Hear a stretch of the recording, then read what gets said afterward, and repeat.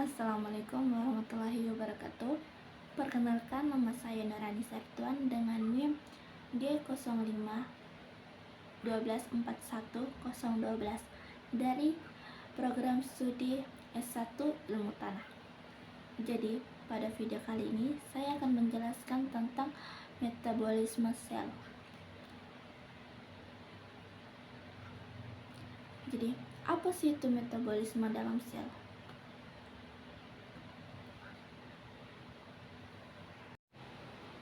Nah, jadi metabolisme sel merupakan salah satu aspek fundamental dalam biologi yang menguraikan bagaimana sel-sel dalam tubuh makhluk hidup mengatur dan menggunakan energi untuk mendukung berbagai proses kehidupan. Nah, di dalam metabolisme berperan penting dalam pemecahan molekul-molekul kompleks menjadi molekul yang lebih sederhana, sehingga menghasilkan energi yang diperlukan untuk aktivitas sel. Selanjutnya itu proses respirasi dalam katabolisme. Jadi, proses respirasi dalam katabolisme adalah proses perombakan molekul organik kompleks yang kaya akan energi potensial menjadi produk limbah yang berenergi lebih rendah pada tingkat seluler. Respirasi sel ini melibatkan beberapa tahapan utama, seperti glikolisis, dekarboksilasi oksidatif, siklus Krebs, dan rantai transport elektron. Nah, adapun ciri-ciri pada proses respirasi dalam katabolisme, yaitu terbagi atas dua, yaitu aerob dan anaerob. Respirasi aerob yaitu proses yang memerlukan oksigen bebas dari udara sebagai penerima elektron terakhir. Oksigen bebas digunakan untuk pembakaran bahan baku seperti glukosa yang menghasilkan energi dalam bentuk ATP, NADH, dan CO2. Kemudian, respirasi anaerob, yaitu proses yang tidak memerlukan oksigen dan menggunakan aspektor elektron lain seperti sulfur, CO2, atau nitrogen. Nah, respirasi aerob menghasilkan sedikit ATP dan contoh bentuknya adalah fermentasi seperti fermentasi alkohol dan fermentasi asam laktat. Selanjutnya ada glikolisis dan dekarboksilasi oksidatif. Jadi, glikolisis adalah suatu proses perombakan glukosa secara aerob yang terjadi di dalam sitoplasma. Pada hasil akhirnya, glikolisis menghasilkan energi sebanyak beberapa molekul ATP dan NADH. Selanjutnya, dekarboksilasi oksidatif, yaitu tahap dalam proses respirasi aerob di mana molekul asam pirufat diubah menjadi asetil CoA dan karbon dioksida. Dekarboksilasi oksidatif biasa terjadi di dalam mitokondria sel. Selanjutnya ada siklus Krebs. Siklus Krebs merupakan serangkaian reaksi kimia yang terjadi pada sel hidup sehingga menghasilkan energi asetil CoA, yakni perubahan asam pirufat hasil glikolisis. Asam asetil CoA dengan oksidasi glukosa akan diubah menjadi karbon dioksida dan elektron. Siklus ini juga disebut dengan siklus asam sitrat. Baik, selanjutnya asam lemak. Asam lemak merupakan senyawa yang disajikan dalam bentuk rumus kimiawi sebagai RCOOH, dengan R adalah rantai alkil yang tersusun dari atom-atom karbon dan hidrogen. Jadi asam lemak menyediakan energi untuk otot, jantung, dan organ lain. Asam lemak juga dapat dimanfaatkan sebagai cadangan energi.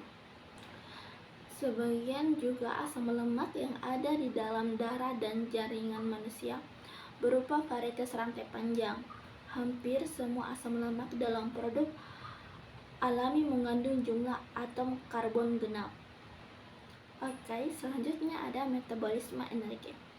Jadi, metabolisme energi adalah proses kimiawi yang terjadi di dalam sel-sel tubuh untuk mengubah zat gizi menjadi energi. Energi ini digunakan oleh tubuh untuk menjalankan fungsi-fungsi dari bertahan hidup seperti bernafas, mencerna makanan, mengalirkan darah, dan memperbaiki dan memperbarui sel. Jadi, laju produksi energi disebut laju metabolisme basal dan dipengaruhi oleh faktor-faktor seperti jenis kelamin, ras, olahraga, pola makan, usia, dan penyakit seperti sepsis atau kanker. Jadi semakin cepat laju metabolisme, kalori yang dibakar pada tubuh menjadi semakin banyak. Karena itulah, laju metabolisme yang tinggi dapat membantu menurunkan berat badan dengan mudah. Dalam konteks katabolisme, hidrolisis protein diartikan sebagai proses pemecahan protein menjadi asam amino melalui reaksi hidrolisis. Proses ini termasuk dalam tahap awal katabolisme protein dan melibatkan beberapa langkah utama, yaitu pertama, pemecahan protein, yaitu protein besar dipecah menjadi peptida yang lebih kecil oleh enzim protease di lambung dan usus halus. Yang kedua, hidrolisis peptida, yaitu peptida yang lebih kecil selanjutnya dipecah menjadi asam amino individual oleh enzim peptidase. Yang ketiga, penyerapan asam amino, yaitu asam amino yang dihasilkan diserap ke dalam aliran darah melalui dinding usus dan dibawa ke berbagai jaringan tubuh. Dan yang terakhir, penggunaan asam amino. Dalam sel, asam amino dapat digunakan untuk berbagai tujuan seperti sintesis protein baru, konversi menjadi senyawa energi atau glukosa atau keton, atau pengaturan berbagai proses fisiologis. Dengan demikian, hidrolisis protein dalam katabolisme memainkan peran krusial dalam mengelola sumber daya energi dan memastikan fungsi biologis yang optimal.